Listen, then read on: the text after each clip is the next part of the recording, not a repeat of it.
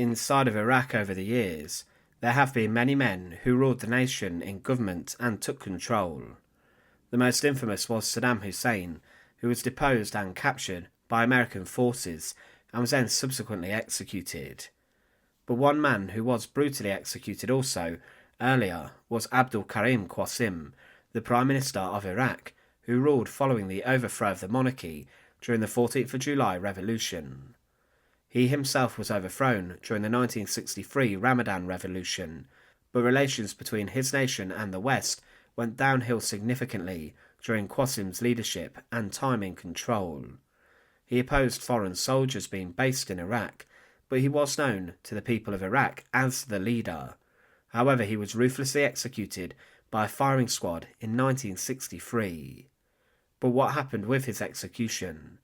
To support our channel, please make sure to subscribe. Abdul-Karim Qasim was born in 1914 inside of Baghdad. As a young man, he attended the Iraqi military academy and rose progressively throughout the ranks. By the year 1955, he had become a high-ranking officer, but he disliked much of the conservative and pro-Western policies of the monarchy inside of Iraq at the time. There were groups who were beginning to get together to voice their discontent, and Qasim, who was a senior figure in the military, assumed leadership of a number of opposition groups that had gathered and formed into a sizable force within the army itself. On the 14th of July 1956, Qasim and his soldiers and men used planned troop movements by the government to seize military control of Baghdad and then force the overthrow of the monarchy. With this, Qasim was then appointed as the Prime Minister, and he was then the new head of state of a new republic. Qasim became the head of a new government, and he became the sole leader, which caused problems between he and a number of his other conspirators. He had to try and deal with Arab unity, and the union of Egypt and Syria became the United Arab Republic, and this at the time had created a lot of enthusiasm inside of other Arab nations. Qasim was determined to get stability inside of Iraq before he thought about becoming a member of a larger group or a coalition, but some very powerful nations became concerned about what was happening inside of Qasim's leadership. The Egyptian president, for example, didn't like Qasim's rule, and he tried to bring about its downfall. In March 1959, opponents of Qasim's rule and leadership and those who were in favour of a union with other Arab nations rose up and launched a rebellion in Mosul. The majority of the army were loyal, but the uprising was dealt with relatively easily, and Qasim had to get rid of around 200 army officers who were disloyal and who questioned him.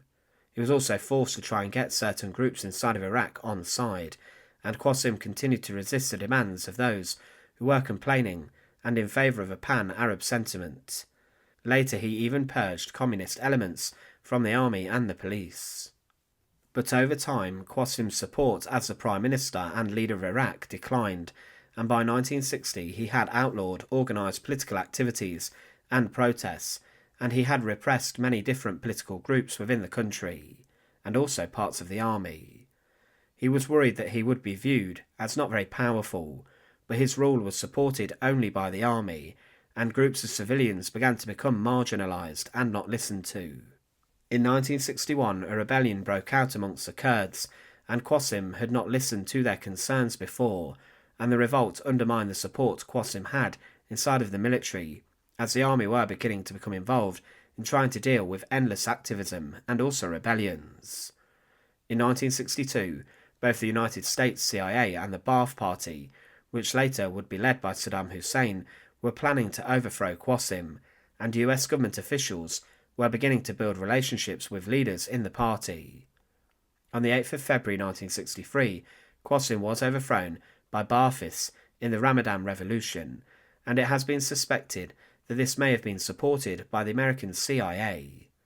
Qasim was removed from power, and this had been planned for some time, and Qasim knew that there was a plot to oust him. The coup began on the morning of the 8th of February 1963, when the Communist Air Force Chief Jalal al-Aqwati was assassinated and tanks occupied the Abu Ghraib radio station. Over the course of 2 days, very heavy fighting took place between Ba'athist conspirators and pro-Qasim forces. Qasim himself hid out inside of the Ministry of Defence building, and the fighting there was very heavy, and communist sympathisers tried to resist the coup, and there were further deaths. It's believed that up to possibly 5,000 people were killed at least in 2 days of fighting on the streets of Baghdad, and on the 9th of February, Qasim offered his surrender in return for a safe passage out of the country. This was refused, and he was then seized and arrested.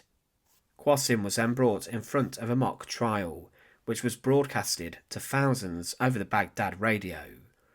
It was a show trial, and this was very short, and the outcome was obviously very predetermined, and he was then rapidly and ruthlessly shot by forces inside of his Ministry of Defence building.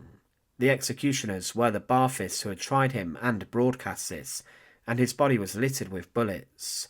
His corpse was even desecrated, and on Iraqi television his dead body was shown, and a 5-minute-long propaganda video titled "The End of the Criminals" included close-up views of Qasim's bullet wounds and his dead body, and there was a huge amount of terrible treatment to his corpse immediately after his death, and in the final scene of the propaganda video, his body was spat on by many. Some believe that he would have gone into hiding, but instead he was ruthlessly slain at the hands of his brutal enemies. Abdul-Karim Qasim was a soldier who rose to dizzying heights inside of Iraq, and he became the man who spearheaded the changing of the guard inside of the nation after the monarchy was abolished and was overthrown. He did do a number of different things during his time in power. He tried to bring greater equality for women inside of Iraq, and he even outlawed polygamy, and also introduced minimum ages for marriages, with 18 being the minimum age. Women were also protected from arbitrary divorce, but the laws encountered a significant amount of opposition, and they did not survive Qasim's government and what happened afterwards. His revolution also brought huge change across Iraq, but he was subjected to a ruthless and brutal execution inside of his own governmental buildings. His building, the Ministry of Defence, was breached, and the mock trial aimed to embarrass him and shame him, and show him for being allegedly a criminal, and before this he was embarrassed before his enemies pulled the trigger of their guns and executed him in a brutal manner. Decades later, more bloodshed and brutality would occur inside of Iraq, as Saddam Hussein's government introduced a huge amount of persecution and suffering too, but Saddam himself would also later be overthrown.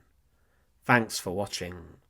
To support our channel, please make sure to subscribe, and once again, thank you so much for watching.